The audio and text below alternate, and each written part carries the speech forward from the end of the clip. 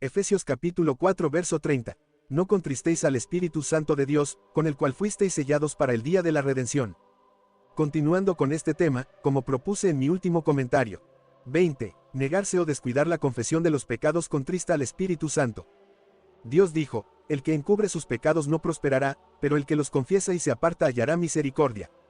Y Cristo dijo, el que se humilla será exaltado, y también, si traes tu ofrenda al altar y allí te acuerdas de que tu hermano tiene algo contra ti, deja allí tu ofrenda delante del altar, ve primero y reconcíliate con tu hermano, y luego ven y presenta tu ofrenda. No se puede abandonar el pecado sin confesarlo. Y como no hay arrepentimiento sin abandonar, ni abandonar sin confesar, se deduce que sin confesión no hay salvación. Basta con confesar a Dios los pecados secretos o los pecados cometidos solo contra Dios y que solo Él conoce. Pero los pecados contra nuestros semejantes deben confesárseles. Y negarse o no hacerlo es encubrir el pecado, en cuyo caso se nos informa expresamente que no prosperaremos. Muchas personas parecen temer confesar su pecado, o que otros lo confiesen, por temor a que esto perjudique la religión. Pero esto está tan lejos de ser cierto, que es dudoso que haya ocurrido algún caso en el que una confesión plena y franca de un pecado cometido contra un ser humano no fuera más honorable que deshonrosa para Jesucristo. Cuanto más agravadas sean las circunstancias y más profunda la vergüenza del que confiesa, más notable y honorable es el contraste entre el espíritu de Cristo y el espíritu del mundo. Se dice que cierto ministro en Nueva Inglaterra, al tratar con un abogado infiel, se vio desprevenido y manifestó un espíritu de ira que llevó al infiel a jactarse en su ausencia de que siempre había creído que ese hombre era un hipócrita. Pero se separaron poco tiempo antes de que el ministro siguiera al abogado a su casa e hiciera la más humilde y desconsolada confesión de su pecado. Esto conmovió y confundió tanto al abogado que exclamó con gran emoción, tan pronto como el ministro salió de la casa, ahora sé que hay algo en la religión de Cristo. Ese espíritu no es de este mundo. Es todo lo contrario de todo lo que tiene su origen en la tierra. No dudo de que muchas personas que sienten que deben confesar, en realidad temen hacerlo por temor a dañar la religión. A menudo he escuchado a hombres sabios y buenos expresar dudas sobre la conveniencia de confesar pecados contra el prójimo, para que el mundo o incluso la iglesia tengan conocimiento de los hechos. Pero con las declaraciones expresas de la Biblia sobre este tema, ¿qué derecho tenemos a hablar de conveniencia o inconveniencia, como si fuéramos más sabios que Dios respecto a los resultados de hacer lo que Él exige? La conveniencia humana sin duda habría ocultado los crímenes de Moisés y David, los patriarcas, los discípulos y los apóstoles de nuestro Señor Jesucristo. Pero Dios los ha registrado para que sean leídos y conocidos por todos los hombres. ¿Y quién no ve y no ha sentido que este mismo hecho de que los escritores inspirados registren sus propias faltas y las de los demás es una demostración inequívoca de su honesta humildad y espíritu cristiano? 21. Negarse a abandonar los pecados contrista al Espíritu Santo. He dicho que no hay abandono del pecado sin confesión. Ahora digo que no hay abandono sin restitución, cuando la restitución está en tu poder. Ciertamente, el hombre que te roba el dinero no abandona ese pecado mientras lo guarda en su bolsillo y se niega a devolverlo. No hay ni puede haber abandono del pecado hasta que se haya hecho todo lo que la naturaleza del caso permita para reparar cualquier daño causado a Dios o al hombre. No basta con decidir no hacerlo más. Y aunque la confesión es indispensable, no es todo tu deber. Estás obligado a restituir, así como a confesar, y hasta que no lo hagas, Dios no puede ni tiene derecho a perdonarte. Muchas personas se confiesan mucho, mientras siguen viviendo en su abominable conducta. Recuerden que Dios no ha dicho en ninguna parte que quien simplemente confiesa sus pecados hallará misericordia, sino que quien los confiesa y los abandona, hallará misericordia. Y ahora algunos de ustedes me miran como si esperara, como si Dios esperara, que realmente abandonaran sus pecados y no pecaran más. Tengan por seguro que esto se les exige y se espera, y sus confesiones, si no se abandonan, son una absoluta abominación. Escuchen la oración de ese diácono. Quizás esta sea la 999 veces que confiesa su tibieza, incredulidad y mentalidad mundana sin la menor sombra de reforma. ¿Qué quieren decir? Insultan a Dios y tratan de endosar sus confesiones a su Creador. ¿Qué confesiones superficiales e hipócritas son aquellas que no van seguidas de una reforma? Supongamos que sus vecinos y sus deudores intentaran satisfacerlo confesándose a menudo, en lugar de ir directamente al cumplimiento de su deber. ¿Hasta cuándo cree que se dejaría intimidar o permitir que se le insultara con confesiones como estas? ¿Y cómo puede evitar ver que sus confesiones en tales circunstancias se encuentran entre sus mayores pecados? Ahora bien, al confesarte de nuevo, supón que le dices a Dios la verdad sincera, y que después de confesar, le dices sin rodeos: «Oh, Dios, te ruego que aceptes estas confesiones en lugar de reformarme, pues te aseguro que no tengo la intención seria de reformarme». Te sorprendería un lenguaje como este, y también quienes te escucharon. Pero ¿quién no sabe que esta es exactamente la verdad, y que solo la hipocresía te impide verla y decirla sin rodeos? Oh, de cuántas reuniones de oración y aposentos se contrista completamente el Espíritu de Dios por las abundantes confesiones, cuando no hay renuncia al pecado. 22. Toda clase y grado de autocomplacencia que sea incompatible con la vida, la salud y la piedad, contrista al Espíritu Santo. Algunos hacen de su vientre un Dios, y es asombroso y lamentable ver hasta qué punto se complace la carne para la ruina del alma. Incluso quienes profesan religión se dejan esclavizar por el apetito y carecen de la suficiente religión para dominar sus cuerpos y mortificar la carne, o para ejercer ese dominio sobre sus apetitos, lujurias y pasiones que cabría esperar incluso de un filósofo pagano. Algunos consumen tabaco y se quejan de que el hábito es tan arraigado y abrumador que no pueden abstenerse de él. Otros consumen alcohol en algunas de sus formas, y otros aún se entregan al consumo de té, café y narcóticos de moda, con perjuicio permanente para su salud, y aún así se convencen de que estas cosas son esenciales para ella. Y si se sienten lánguidos y debilitados, y experimentan una disminución temporal del apetito cuando intentan abstenerse de ellos, imaginan que no pueden prescindir de ellos.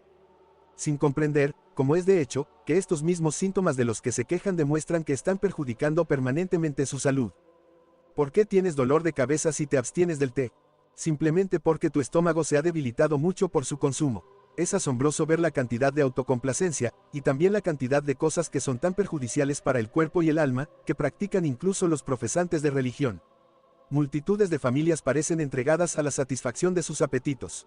Conseguir algo bueno para comer les ocupa gran parte de su tiempo, ocupa gran parte de sus pensamientos y parece ser el principal objetivo de su vida. 23. Intentar excusar los pecados contrista al Espíritu Santo. Es muy común ver a personas desgarrarse la cabeza buscando excusas para sus pecados. Algunos alegan incapacidad para hacer algo mejor de lo que hacen.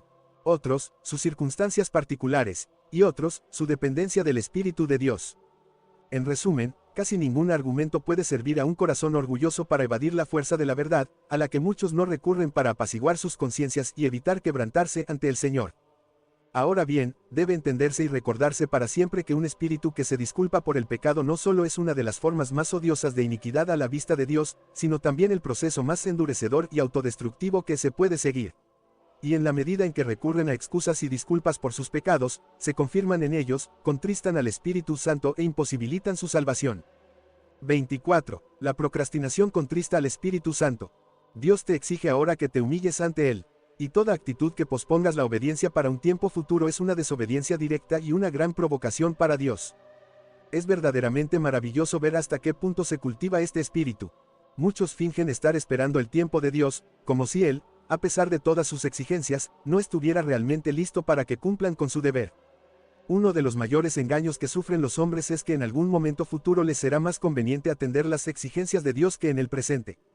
Si pudieras visitar el infierno hoy y preguntar a los millones de sus habitantes cómo llegaron allí, la respuesta, en casi todos los casos, sería: la procrastinación arruinó mi alma.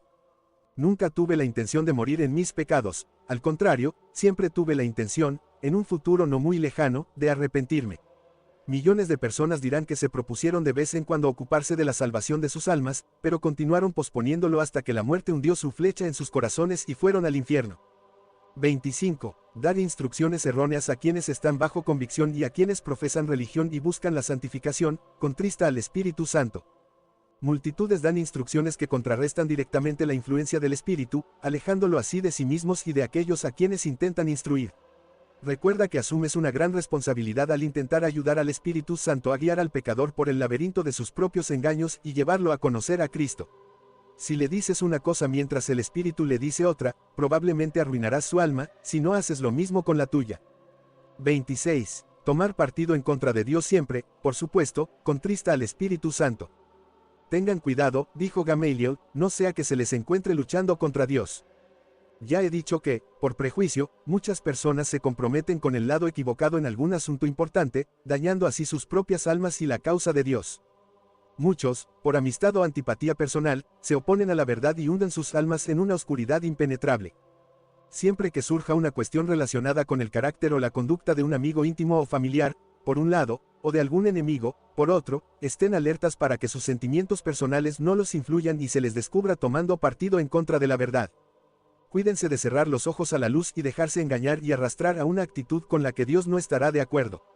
Él no se compadecerá de sus sentimientos erróneos ni los acompañará en absoluto en ninguno de sus prejuicios. Su alma es infinitamente recta y honesta, y en el momento en que te apartas de ese mismo estado mental, tu comunión con él cesa, y una nube oscura se cierne entre ti y el propiciatorio. No te examinarás y verás si algo así te ha excluido de la presencia de Dios. 27. Permanecer en la ignorancia voluntaria sobre cualquier tema importante contrista al Espíritu Santo. Es asombroso ver cuántos se niegan a conocer algunos de los temas más importantes que han conmovido a la Iglesia y al mundo. Cuántos miles de profesantes de religión se niegan a examinar la abolición de la esclavitud, la reforma moral, la santificación, la fisiología, etc., y parecen permanecer, no en una ignorancia accidental, sino voluntaria, en medio de toda la luz que los rodea. Es admirable ver hasta qué punto prevalece la ignorancia sobre tantas cuestiones importantes y, en especial, presenciar la manifiesta resistencia mental que muchos manifiestan cuando se plantean estos temas. 28. Toda falta de franqueza al examinar cuestiones importantes también contrista al Espíritu Santo.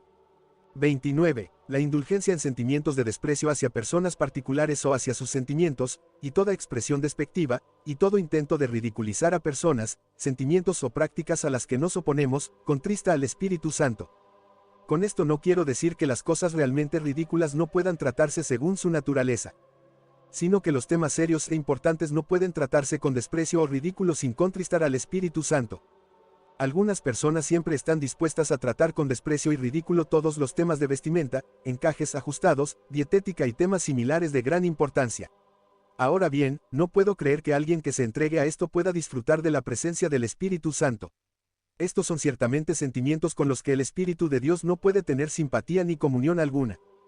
30. Oponer resistencia directa a la verdad, siempre que tenga una aplicación personal, contrista al Espíritu Santo.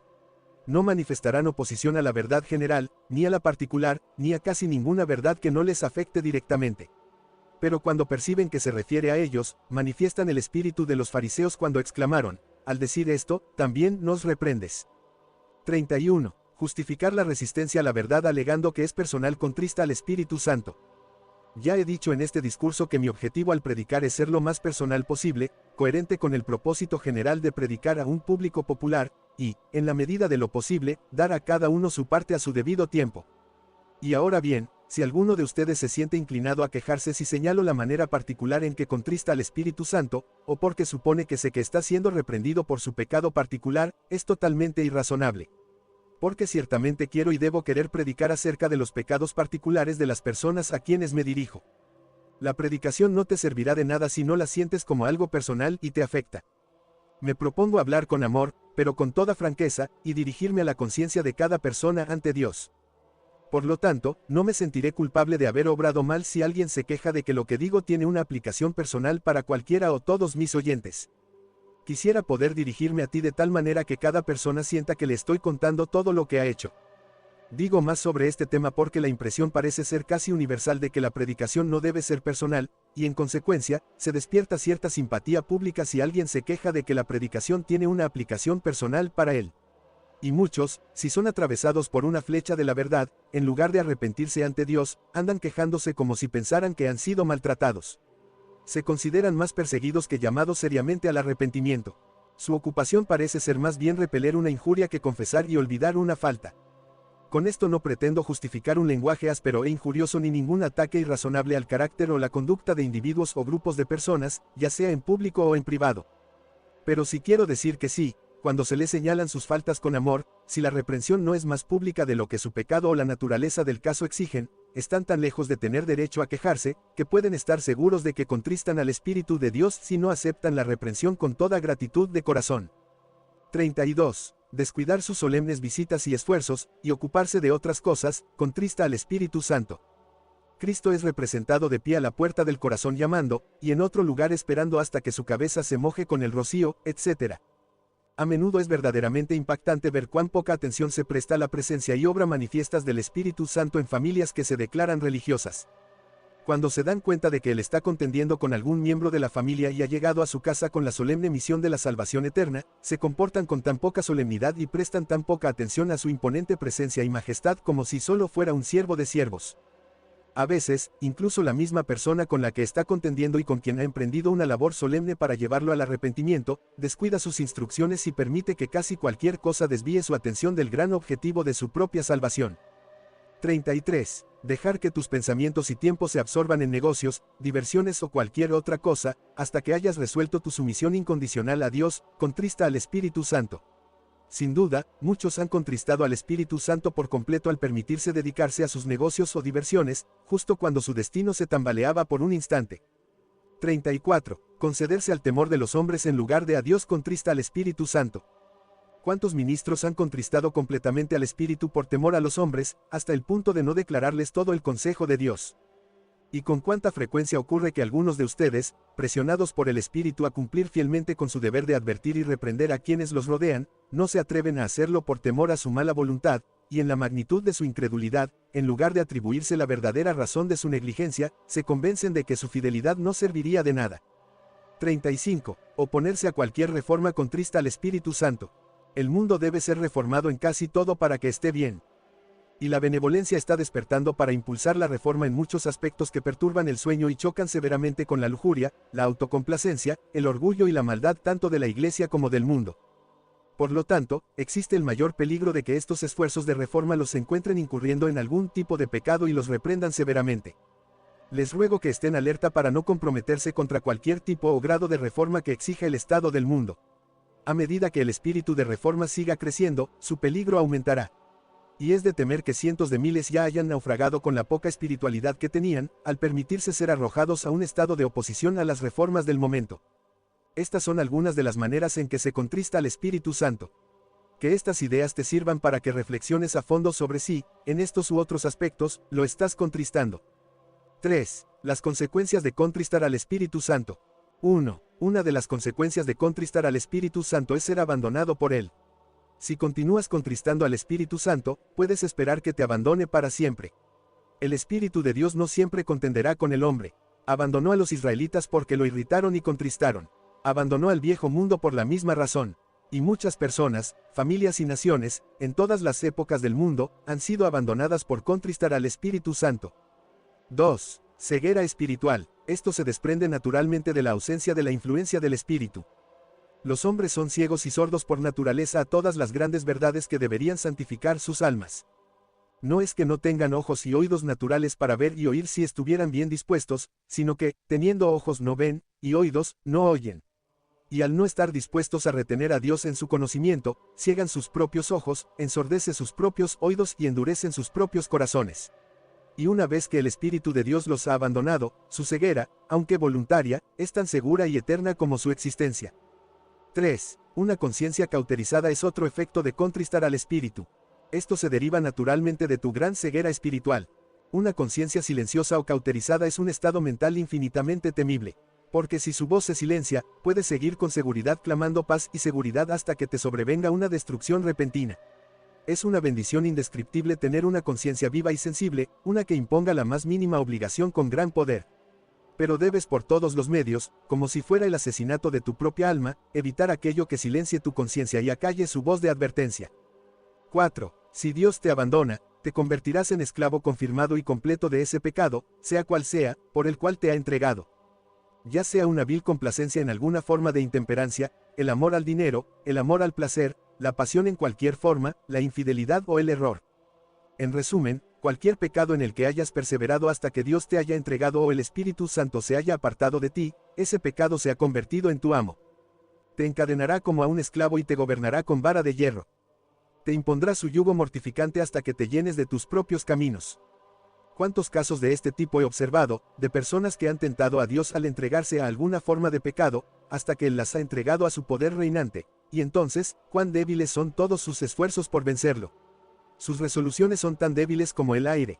Cualquier soplo de tentación los arrastra, y viéndose completamente débiles y arrastrados por la tentación como por un diluvio, arrojan las riendas y se lanzan furiosamente a la destrucción. 5. Si el Espíritu Santo te abandona, puedes esperar que Dios te envíe un poder engañoso para que creas una mentira y te condenes por no obedecer la verdad, sino que te complaces en la injusticia. Se dice que un espíritu maligno de parte del Señor atormentó a Saúl, y que el Señor permitió que un espíritu mentiroso engañara a Acab para su propia destrucción. Quien contrista al Espíritu Santo, quien se esconde de la luz, no recibe la verdad, sino que se complace en alguna forma de injusticia. Es notable ver de cuántas maneras la providencia de Dios ayuda a un hombre, en este estado, a caer en un engaño fatal. Libros o conferenciantes infieles, ministros o publicaciones universalistas, compañeros y asociados malvados, y a menudo el príncipe del infierno, permiten que engañen y conduzcan a tal alma a una oscuridad impenetrable y a un engaño destructivo. 6. La autodeshonra puede ser, y a menudo lo es, consecuencia de ser abandonado por el Espíritu Santo. Es notable ver, cuando alguien ha contristado al Espíritu Santo, cuán ciego está respecto a la luz con la que su conducta es y será vista por quienes lo rodean. Si este es tu caso, probablemente irás paso a paso, comenzando quizás con la indulgencia en la frivolidad. Luego descubrirás un espíritu irritable y demostrarás que no controlas tu temperamento. Luego, puede desarrollarse un espíritu de mundanidad. Después, quienes te rodean pueden percibir claramente un espíritu de libertinaje. Luego, alguna forma de intemperancia puede dominarte. Luego, un espíritu de exageración y quizás de mentira puede apoderarse de tu alma. Y así, en medio de tu ceguera, seguirás vagando hasta encontrarte profundamente deshonrado a los ojos de los hombres y perdido para siempre a los ojos de Dios. 7. Podrías ser abandonado para infligir la mayor desgracia a tu familia y amigos, y tal vez arruinar a muchos sobre quienes tienes influencia. Un poco de levadura leuda toda la masa. Los hombres, por naturaleza, tienen gran influencia unos sobre otros, y con gran facilidad, las malas conversaciones corrompen las buenas costumbres, porque el mal ejemplo encaja con la corrupción del corazón humano. Es sumamente fácil influir en las personas para que pequen, porque ya están muy inclinadas a pecar. Por lo tanto, una pequeña tentación puede llevar a quienes te rodean a seguir tu ejemplo, hasta que, finalmente, te hundas en las profundidades del infierno. 8. Si profesas religión y el Espíritu Santo te abandona, por supuesto herirás y deshonrarás gravemente a Cristo. 9. Puedes ser entregado a Satanás para que te lleve cautivo a su voluntad. Ya he mencionado el caso de Saúl y Acab, quienes fueron entregados a Satanás por su maldad. Pablo habla de haber entregado a un hombre a Satanás para la destrucción de la carne, y sin duda ocurre a menudo que cuando el Espíritu de Dios abandona a un hombre, Satanás se apodera de su corazón. Cristo parece enseñar esto con las siguientes palabras: cuando el espíritu inmundo sale de un hombre, anda por lugares secos, buscando descanso, y no lo encuentra. Entonces dice: volveré a mi casa de donde salí, y al llegar, la encuentra vacía, barrida y adornada. Entonces va y toma consigo otros 7 espíritus peores que él, y entran y moran allí, y el último estado de ese hombre es peor que el primero. Ahora bien, aquí Cristo mismo enseña claramente que cuando el Espíritu Santo ha dejado a un hombre, su corazón es como una habitación barrida y adornada, esperando recibir al diablo, y que se puede esperar que éste tome posesión, para ejercer sobre él al menos 7 veces más influencia que nunca antes. 10. Si el Espíritu Santo te abandona, puedes esperar quedarte insensible y ciego respecto al estado de tu propia alma. Podrías llegar a pensar que estás comprometido con la religión y confundir el silencio de tu conciencia con la paz de Dios, y la ausencia de toda preocupación por tu alma con una buena esperanza por la gracia. Sin duda ha ocurrido a menudo, y creo haber visto casos, en los que las personas parecen tener la más absoluta certeza de estar en un estado de gracia, cuando su temperamento y conducta manifiestan algo distinto del Espíritu de Cristo. Cristo mismo describe a algunos como personas en tal estado de engaño que llevan sus falsas esperanzas y engaños al mismo tribunal de Dios. Los representa diciendo: Señor, Señor, no profetizamos en tu nombre. Y en tu nombre echamos fuera demonios, y en tu nombre hicimos muchas obras maravillosas. Pero escucha su respuesta: entonces les declararé: jamás os conocí. Apartaos de mí, hacedores de iniquidad.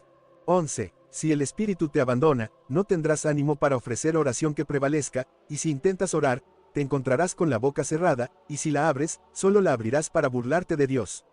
Y, de hecho, descubrirás que, en lugar de beneficiarte, solo te endurece la oración. 12. Empeorarás cada vez más si te alejas de Dios.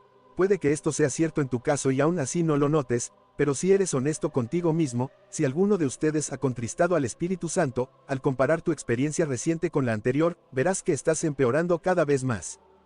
13. Si el Espíritu te abandona, tu condenación es segura, dijo Dios: ay de ellos cuando me aparte de ellos. Si te abandonas a ti mismo, recuerda que estás tan seguro de estar perdido como si ya hubieras pasado 1000 años en el infierno. 14. Si el Espíritu te abandona, todo obrará para tu destrucción.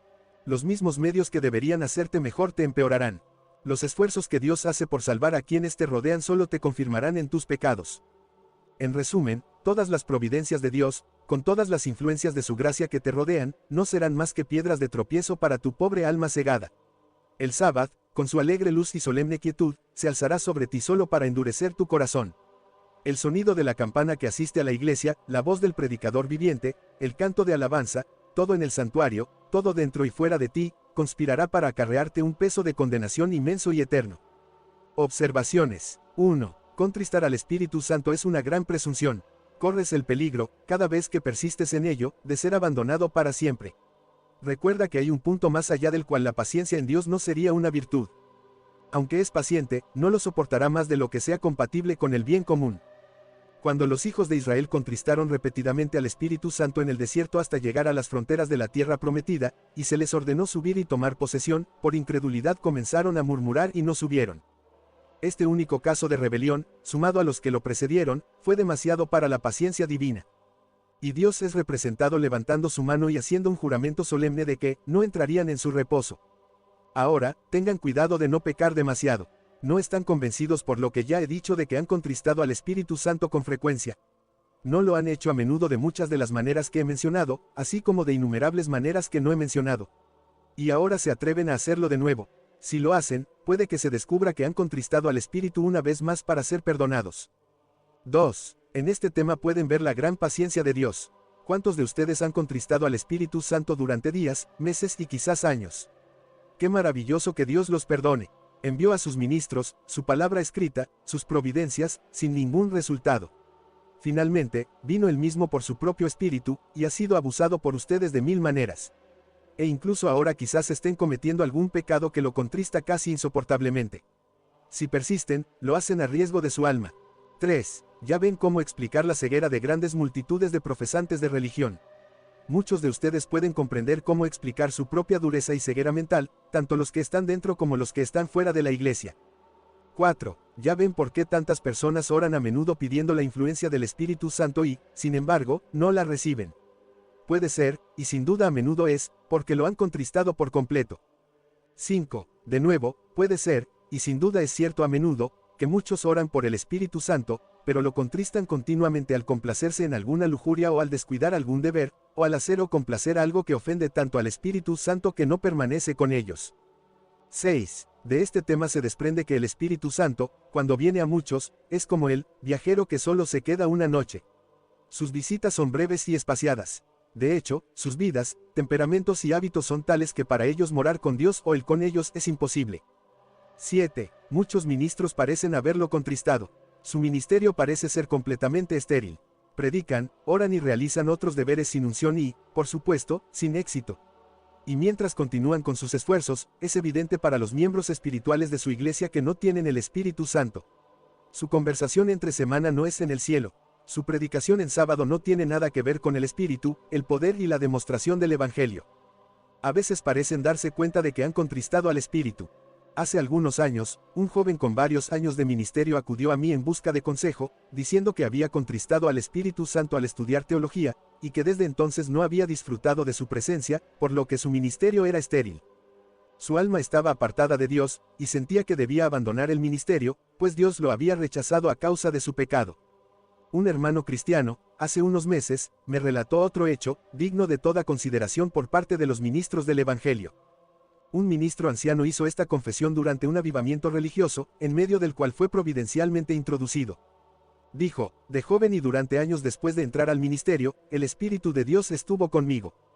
Una unción divina acompañó mi predicación. Fui clave en la promoción de varios avivamientos religiosos. Pero finalmente, por razones económicas, me vi obligado a cambiar de trabajo. Por esto, el Espíritu se apartó de mí. Después de esto, mi ministerio fue estéril y mi alma, como un páramo árido. Los cielos se volvieron de bronce sobre mi cabeza, y la tierra de hierro bajo mis pies. Así han pasado muchos años sobre mí. Aún así, el Espíritu del Señor no ha regresado. 8. Este tema nos permitirá explicar el estado actual de tantos ministros profesantes de Cristo. La esterilidad de su ministerio, la mundanalidad de su espíritu, su amargura, su discordancia, sus prejuicios y todo aquello que tanto hiere y deshonra a Cristo. 9. Tomemos todos una advertencia, no sea que alguno de nosotros, mientras creemos estar en pie, caiga repentina e irremediablemente. Amados, caminemos con dulzura ante el Señor y examinemos atentamente todos nuestros caminos. Veamos cómo hemos contristado y cómo seguimos contristando al Espíritu Santo. Y ahora, arrodillémonos todos y confesemos nuestra infinita culpa por haber contristado al Espíritu Santo de tantas maneras y durante tanto tiempo, por el cual estamos sellados para el día de la redención.